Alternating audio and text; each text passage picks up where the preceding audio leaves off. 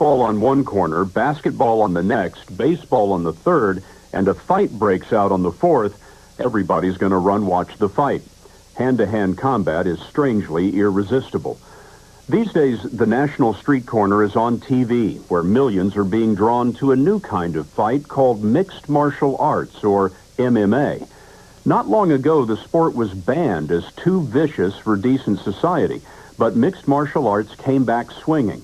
And this fall, a fight was watched on TV by more young men than the Major League Baseball playoff game that same night. This is the story of how a contest once reviled and banished has become one of the fastest-growing sports in America. To get an explanation, we went to two of the experts, but when we found them, they had their hands full. These men are among the pioneers of mixed martial arts in America. That's Pat Miletich in yellow, among the greatest coaches in the sport, fighting Brazilian Renzo Gracie, who helped invent it. You cannot hide who you are once you step on the ring. If you're a coward, that will show it. You can't hide. It doesn't matter how much money you're getting paid. On the moment that the bell rings, the fight comes down. You forget about everything else. You think about surviving. You think about beating up the other guy. The name Gracie is to mixed martial arts as Ford is to cars. In Brazil in the 1920s, the Gracie family invented a new jiu-jitsu. They challenged all comers and nearly always won. They brought their challenge to the U.S. in the 90s in a contest of styles. Boxers, kickboxers, wrestlers, and jiu-jitsu masters to find out who was the ultimate fighter.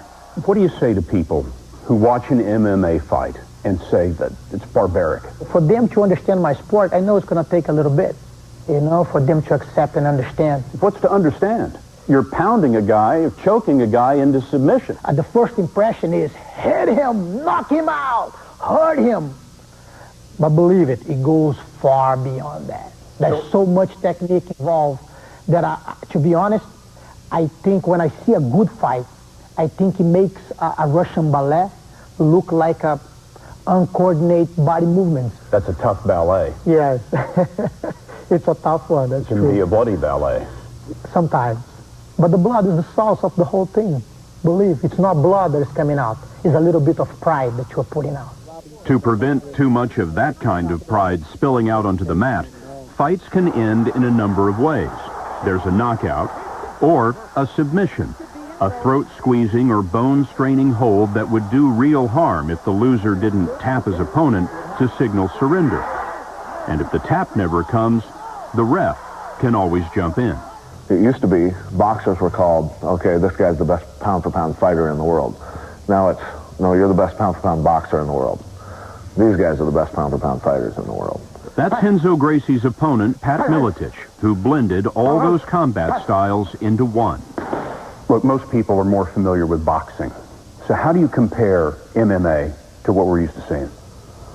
I would compare boxing to MMA as, checkers to chess. If you take the branches of a tree, all the techniques, if I do one submission hold on you, you have 3 different ways to escape. That's 3 more branches, and I have 3 more moves off of each one of those branches, and then it just keeps going from there. It's very complex. Complexity will win this match of the masters where our story began, but before we show you who mastered whom, you should know that this entire sport suffered a stone-cold knockout just a few years ago.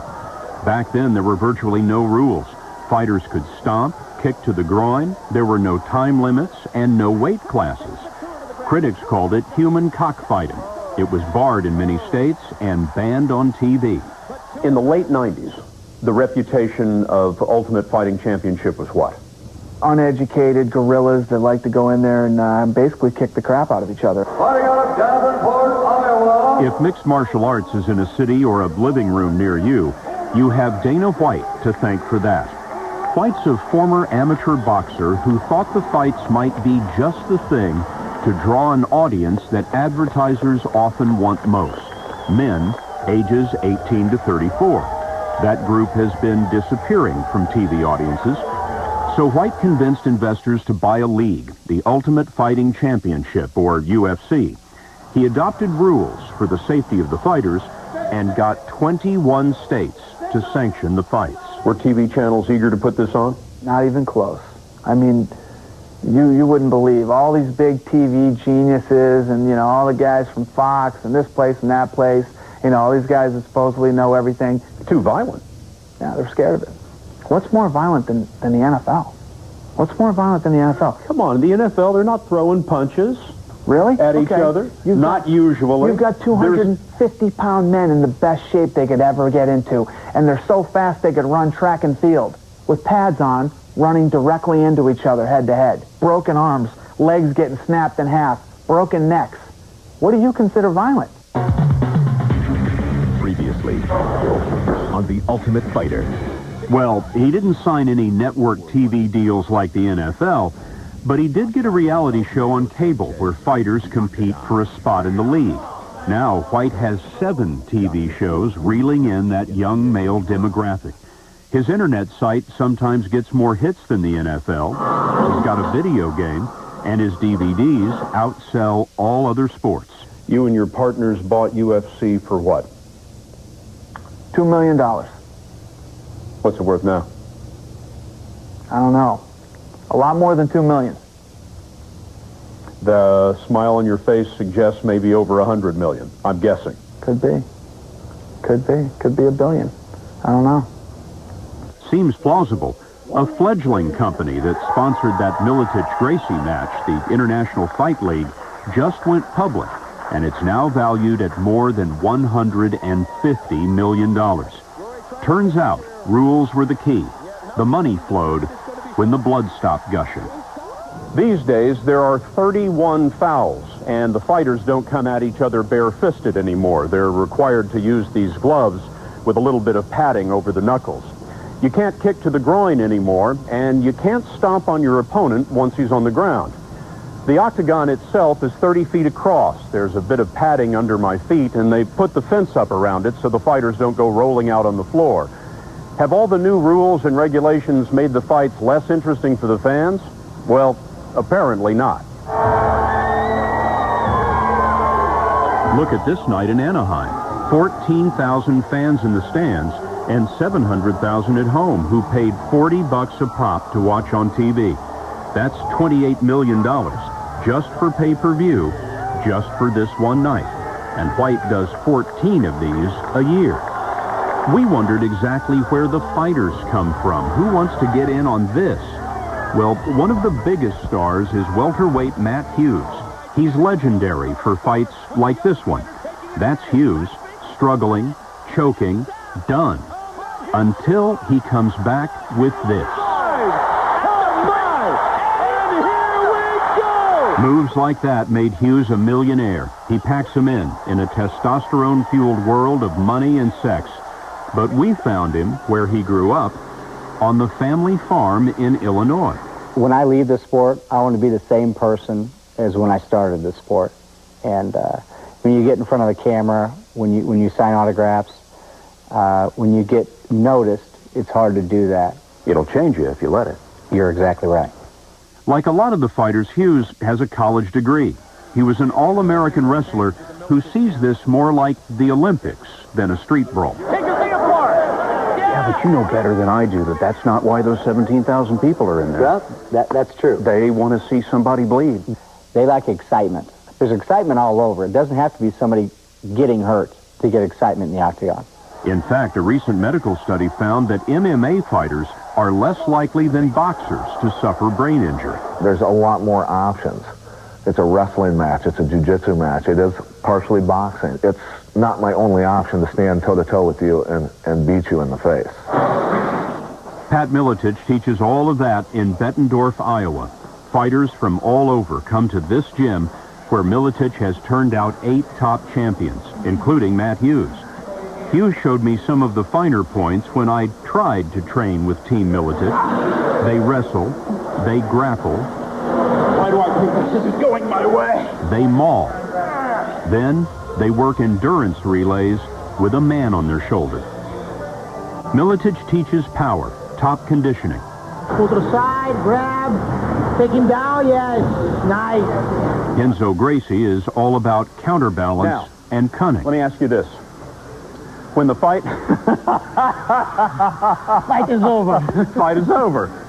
Fight is over, question's over. Enzo teaches the pretzel logic of Gracie's style at this gym in Manhattan, where we noticed there's only one picture hanging. Gracie and a fighter named Kazushi Sakuraba. In this fight in Japan, sponsored by the Pride League, Sakuraba broke Gracie's arm with this hold. Gracie never tapped out. He just let it break. He twists your arm completely inside out. Yes. I see the arm, but I don't see it on your face. To be honest, I really even enjoyed that moment because I had plenty conscience of what was going on, and I didn't give up. I saw the ligaments going, I heard one by one going away, and I embraced that as a punishment for the mistake that I had. But your arm is busted. Fight's over. Why didn't you tap? Because I really believe I could keep fighting even without their arm. That's the spirit he brought to bear against Miletic when our story began. The two masters, both pushing 40, sized each other up. It was a clash of styles. Miletic seemed in better shape, and he was the heavy favorite. Gracie, the jiu-jitsu grappler, wanted to fight on the ground. Miletic defended against the takedown. But there's a saying in this sport, there are so many ways to lose. Pat may be in trouble here. Gracie climbed the stronger Miletic like a tree, and inch by inch improved his position until he had his arm around Miletic's neck like a boa constrictor. Tighter, tighter, it's over. Can you say flying guillotine? Any sport with a move called a flying guillotine is never going to be for everyone. But the combat style the Gracies brought to America just a few years ago is quickly rising above boxing in popularity, at least among those who see beauty in the martial arts. And people see a lot of times fighting as an ugly thing, as a thing that denigrates the human being. In reality, they see fighting on everything. Everything's fighting. Everything's fighting. Doesn't matter what it is. You wake up in the morning to get out of bed is a fight, believe it. So fighting is actually the best thing a man can have in his soul.